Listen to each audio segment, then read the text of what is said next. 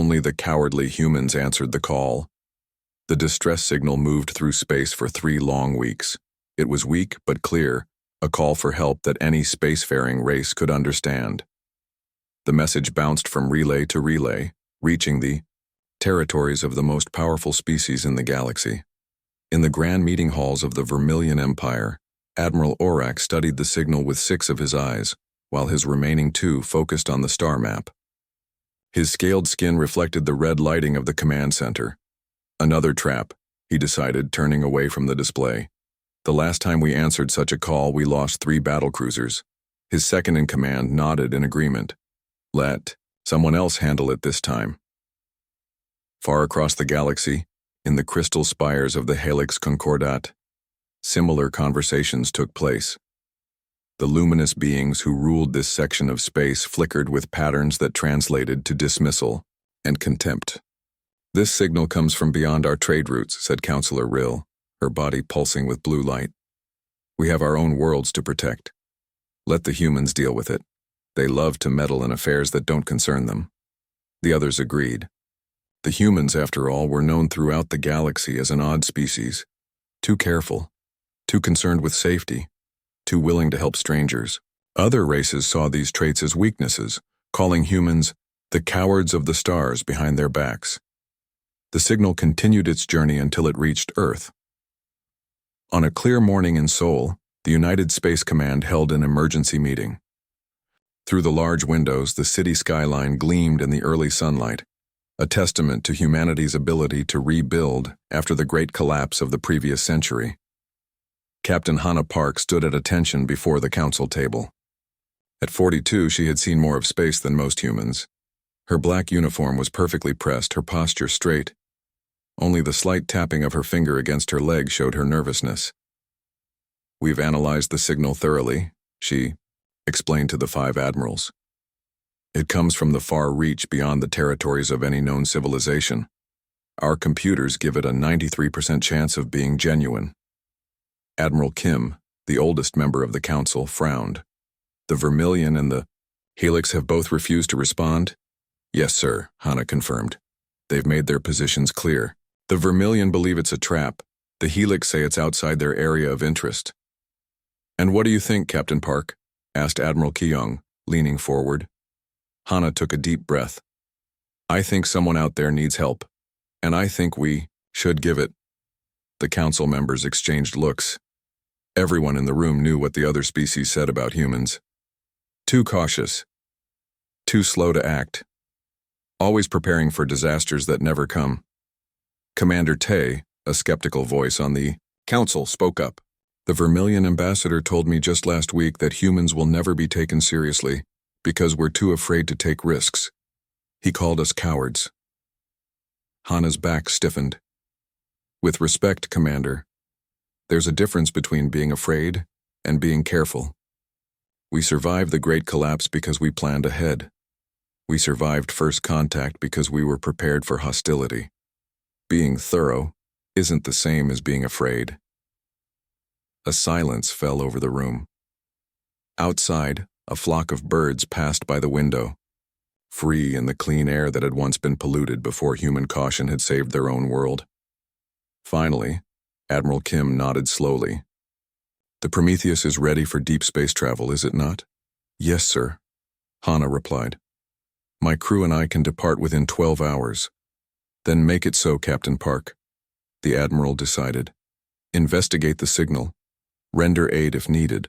But," he raised a finger in warning, "maintain all safety protocols. Your first duty is to bring your ship and crew home safely." "Understood, sir," Hannah said, feeling a mix of excitement and anxiety. This mission would take them farther from Earth than any human ship had gone before. 10 hours later, Hannah walked through the docking tube onto the U.S. Prometheus. The ship was humanity's pride, not the largest or most heavily armed vessel in the galaxy, but certainly the most carefully designed. Every system had backups. Every emergency had a protocol. The Prometheus was built by people who respected the dangers of space. On the bridge, Lieutenant Min monitored the communications array, while Chief Engineer Day ran final checks on the engines. Medical Officer Zhou prepared the sickbay for unknown patients. Security Chief Yoon tested the defensive shields one last time. "All systems check out, Captain," reported Day with a satisfied nod. "Primary and secondary power systems at full capacity. Emergency systems standing by." "Good," said Hana, settling into the captain's chair.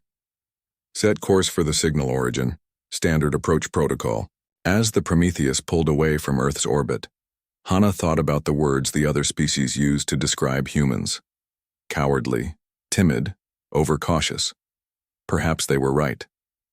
Humans did fear the darkness between stars. They did plan for the worst. They did build ships with more escape pods than weapons, but humans also couldn't ignore a cry for help. The Prometheus accelerated to full speed, leaving the safety of human space behind.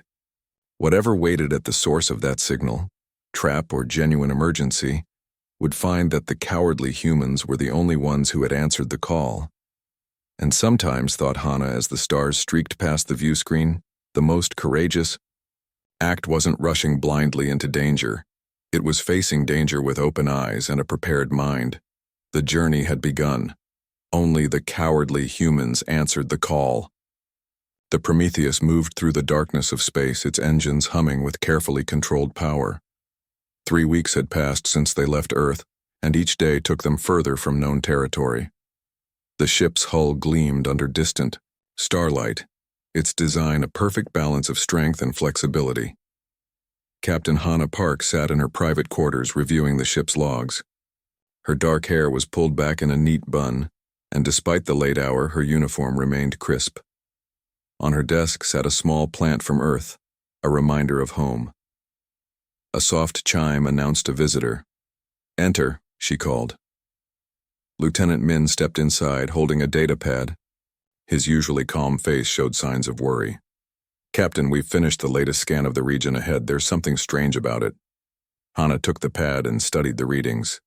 "Space-time distortions?" "Yes, ma'am. Chief Engineer Day thinks they might be the aftermath of some kind of battle. Or maybe a natural phenomenon we haven't seen before." Hana nodded slowly. "Tell Day to adjust our shields. We'll proceed with caution." After Min left, Hana walked to her window and looked out at the stars. The Prometheus was now in a part of space where no human had ever been. The thought both thrilled and frightened her. On the bridge, the crew worked with quiet efficiency. Security Chief Yoon monitored the defensive systems, his fingers moving quickly over the controls as he ran another safety check. Medical Officer Zhou organized her supplies, preparing for any possible emergency. "Signal strength increasing," reported Min from his station. "We're getting closer." Day looked up from the engineering panel. "Shields modified as ordered, Captain. They should protect us from the space-time anomalies ahead." Hana nodded. "Good work.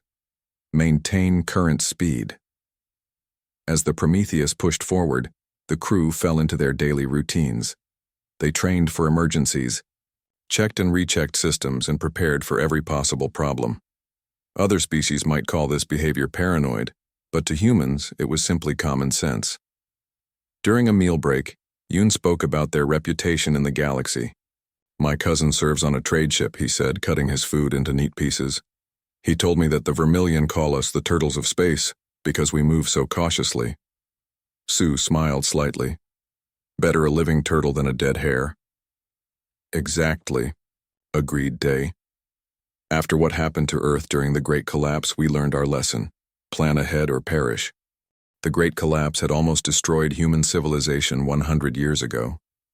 Climate disasters, resource wars, and technological failures had pushed humanity to the edge of extinction. They had survived only by working together and planning carefully for recovery. When aliens finally discovered Earth 50 years later, they found a species that had rebuilt itself with extraordinary care. Every city had backup power systems. Every farm grew multiple types of crops. Every technology had manual overrides. The aliens had been impressed by human resilience, but confused by their caution. Why build 5 systems when one good one would do? Why plan for disasters that might never happen? Why spend so much time on safety drills? They didn't understand that humans had looked into the face of extinction and vowed, never again. On the 7th day of the 4th week, the Prometheus reached the edge of an asteroid field. The ship slowed as it approached the dense cluster of rocks and ice. "The signal is coming from somewhere in there," said Min, frowning at his screens. "But these readings don't make sense. The asteroids are moving in patterns that seem artificial." Hana studied the visual display. The asteroids weren't just floating randomly. They were orbiting something at the center of the field, something hidden from view. "Can we get closer without risk?" she asked Day. The engineer calculated for a moment. "Yes, if we move slowly and keep our shields at maximum." "Proceed," ordered Hana, "but be ready to pull back at the first sign of danger." The Prometheus edged forward, navigating carefully between the spinning rocks. As they moved deeper into the field, the crew grew tense. Something about this place felt wrong. "Captain," called Min suddenly, "I'm detecting power signatures, multiple sources." "Life signs?" asked Hana. Sue checked her instruments. "Yes, hundreds of them. Different from any species in our database." Just then, the asteroids ahead of them shifted, revealing what they had been hiding. A massive space station floated in the center of the field, clearly damaged but still operational. Around it drifted smaller vessels, some intact, others broken. "It's a refuge," whispered Sue. "They're hiding here." Hana stood from her chair, staring at the sight before them. "Hail them. Let them know we've come to help." As Min sent the message, a transmission came through from the station. The screen filled with the image of a being unlike any they had seen before. Its skin was pale blue and seemed to glow from within. Large liquid eyes blinked at them. "You came," said the being in a musical voice, translated by the ship's computers. "We feared no one would answer our call." "We are from Earth," Hana replied. "We received your distress signal." The being's eyes widened. "Humans? The cautious ones? The ones the others mock for being too careful?" Hana was surprised by the aliens' knowledge of their species. "Yes, that's us."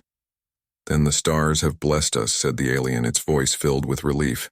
"For what hunts us cannot be defeated by rash action or brute force. It can only be survived through careful planning and wise caution." The alien looked over its shoulder, as if afraid of being overheard. "Please, there isn't much time. They will return soon. We need your help, the help of those who understand that true courage is not the absence of fear, but the mastery of it." Hana felt a chill run down her spine. Whatever had attacked these people was still out there, and it was coming back.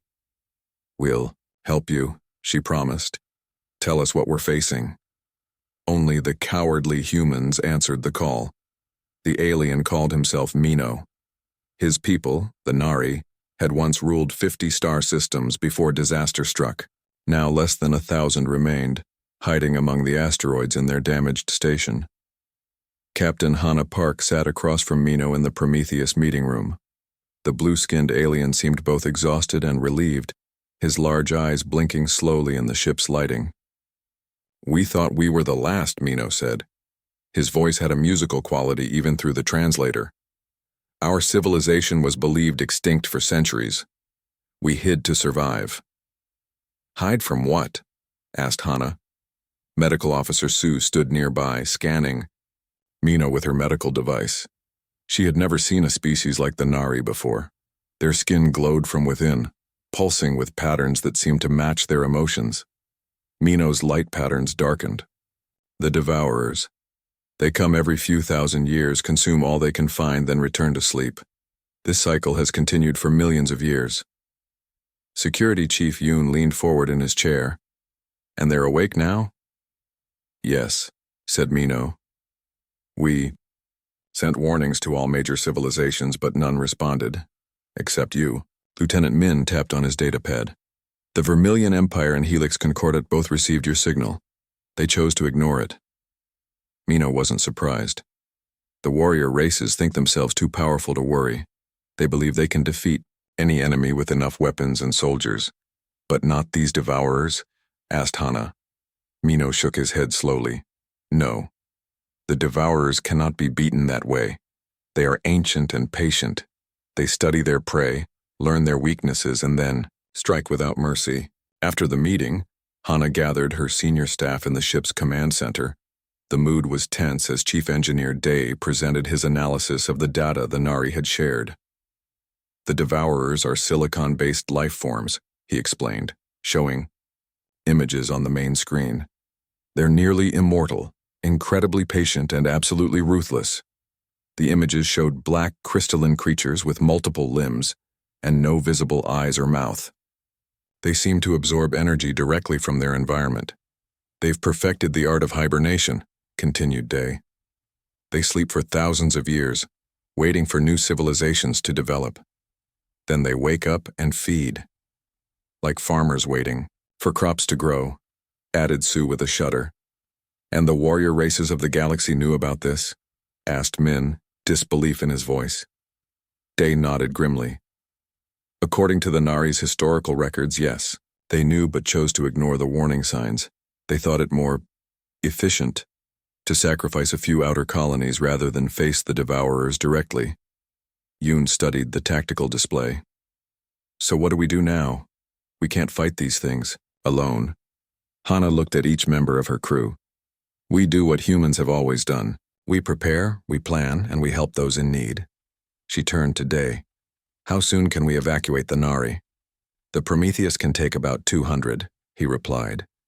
For the rest, we'd need to repair some of their ships. With their help, we could have 3 vessels ready in about 2 days. Then that's our plan, said Hana. We get as many of them out as possible and bring the information back to Earth. If the Devourers are as dangerous as the Nari say, the whole galaxy needs to know. The crew got to work immediately. Dai led a team to repair the Nari ships. Yoon set up defensive positions around the station.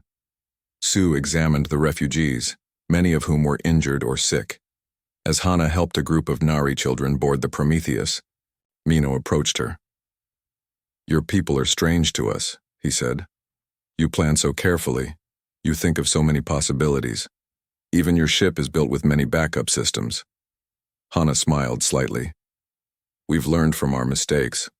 On our world, we once came close to destroying ourselves because we didn't think ahead. The others call you cowards for this, said Mino.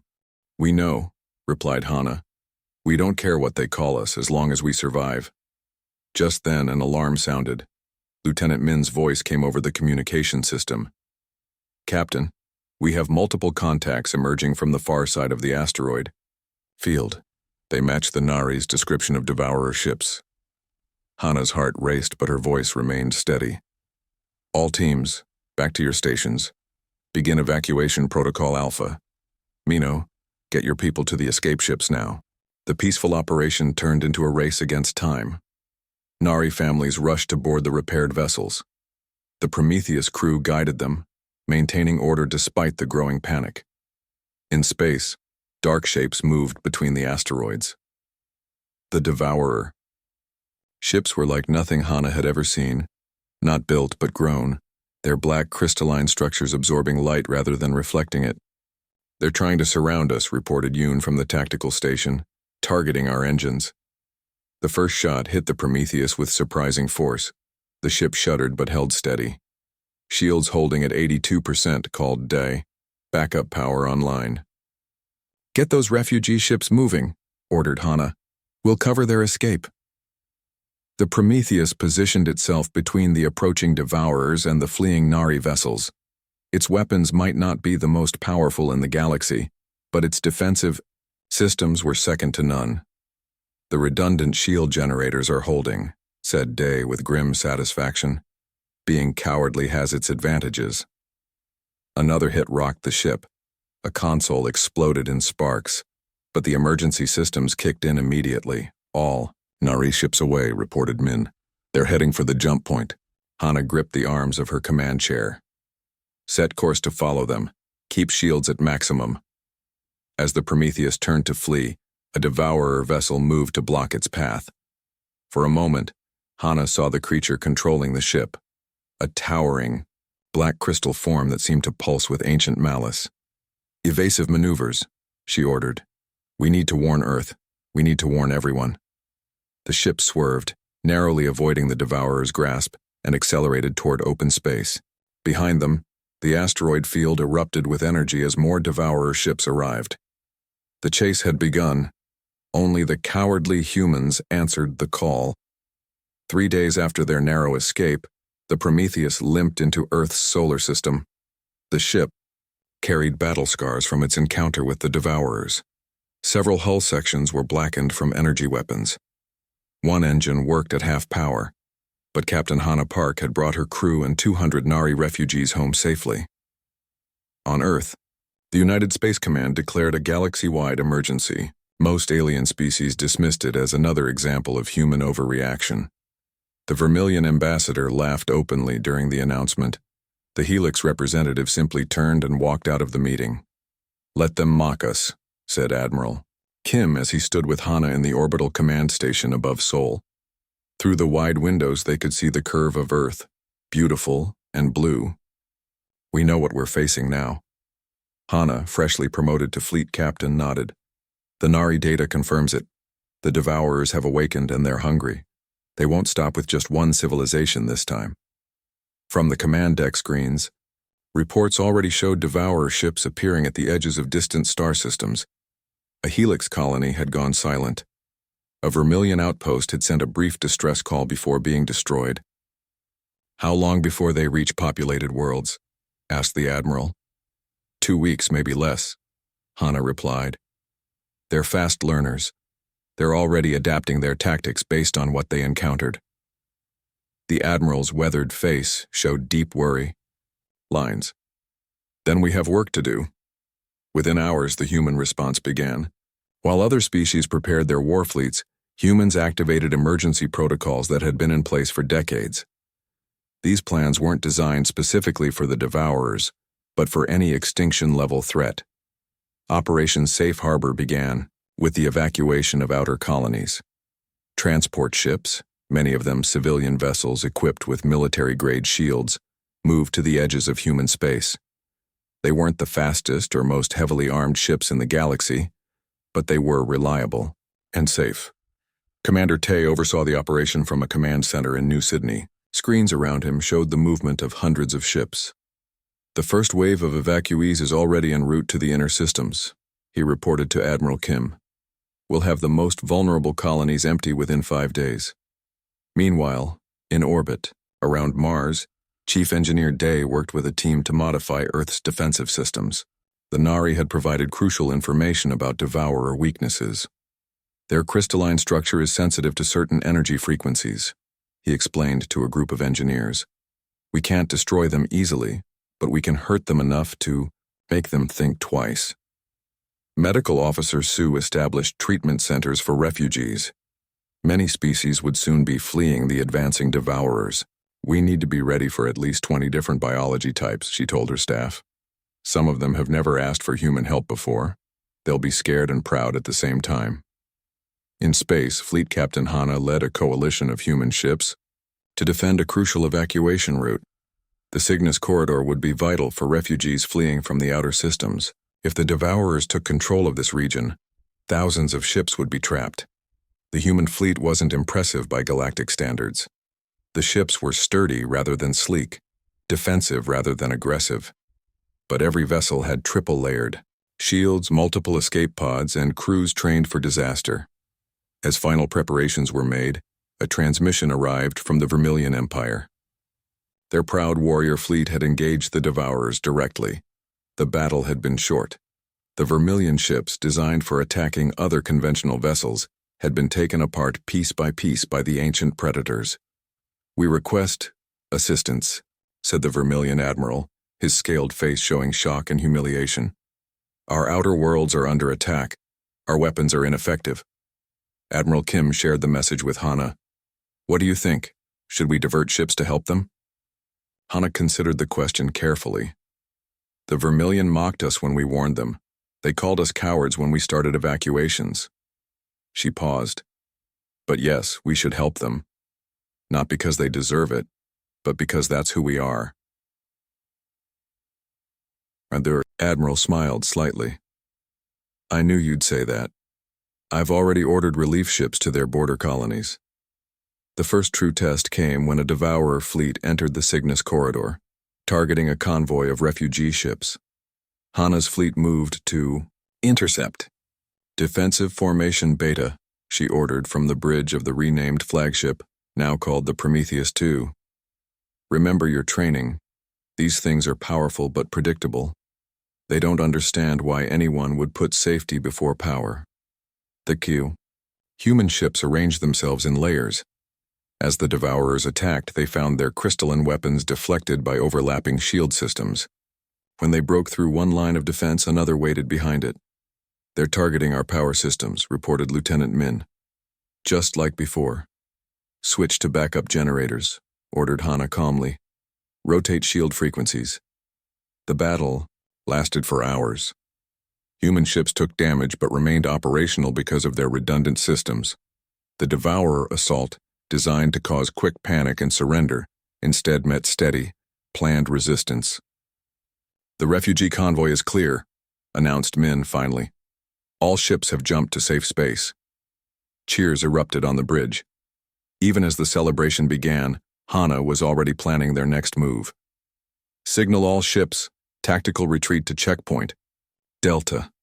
We've won this round, but the real fight is just beginning.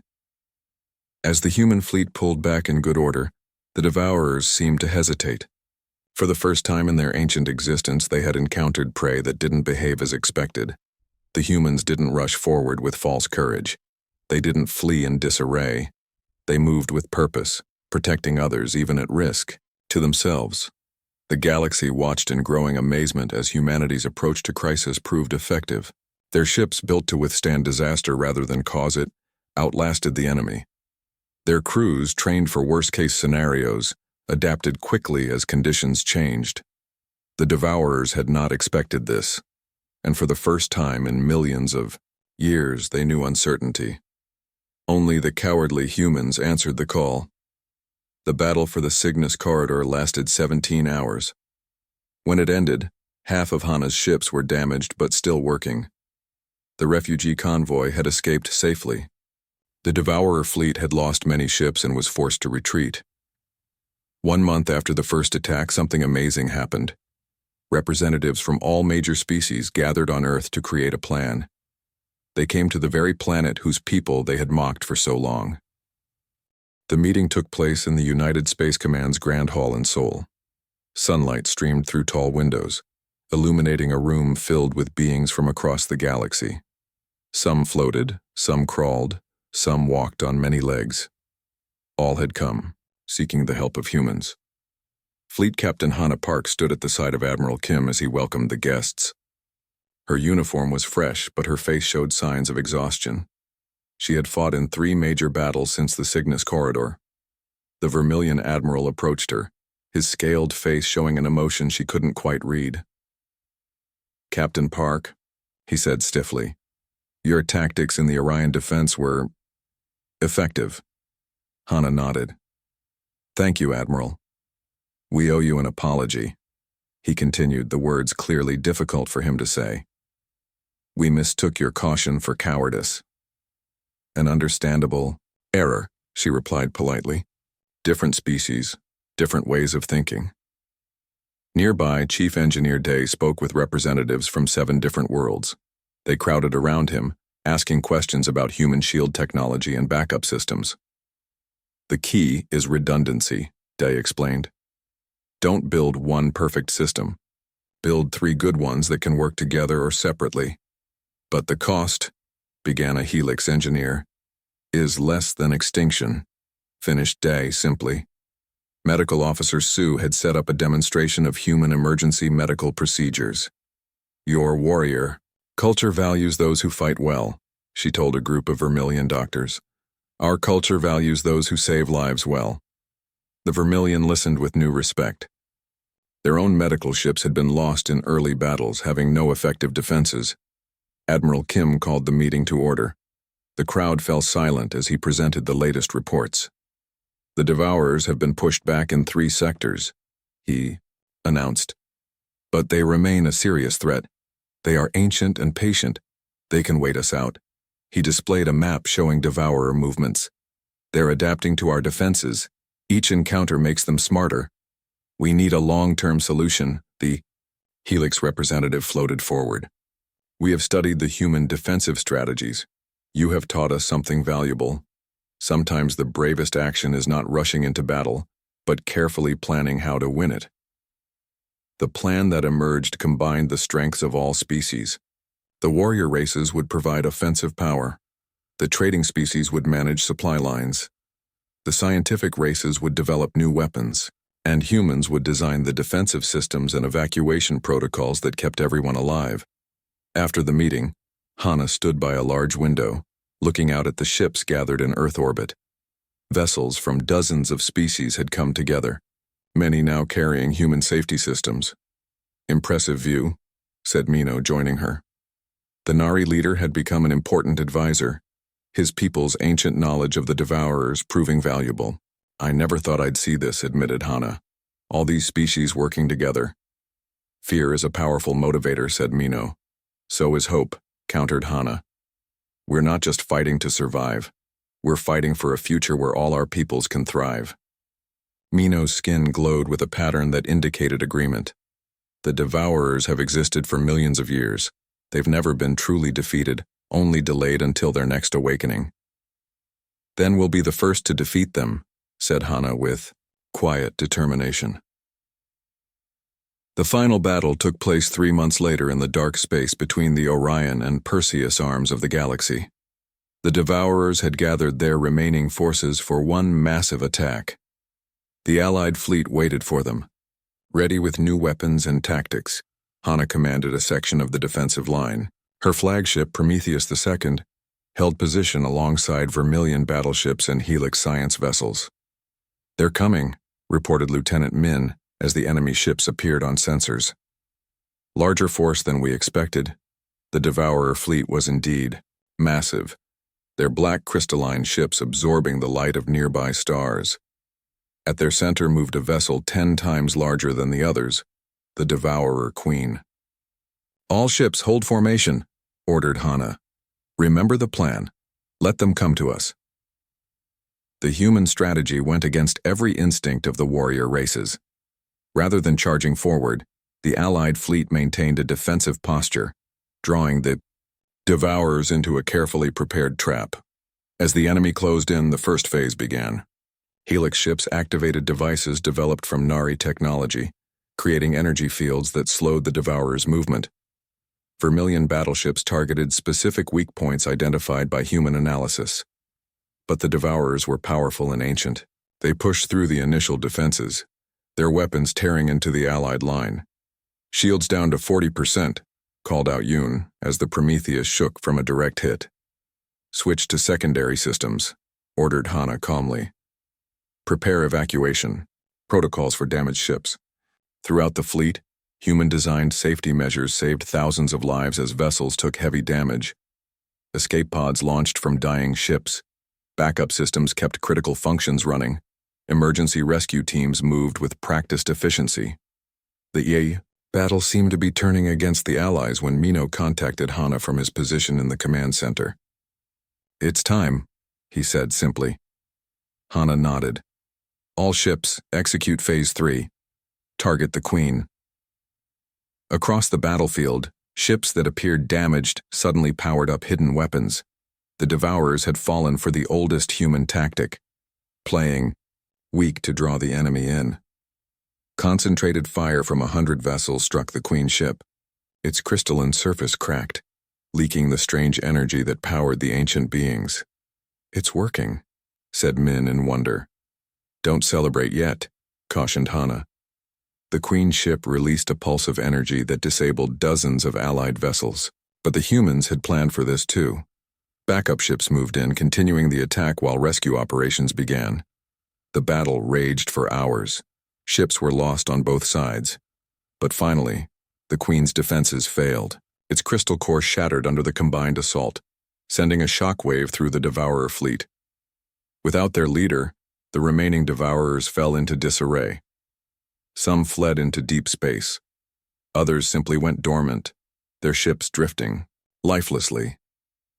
As the Allied fleet regrouped, a message spread from ship to ship.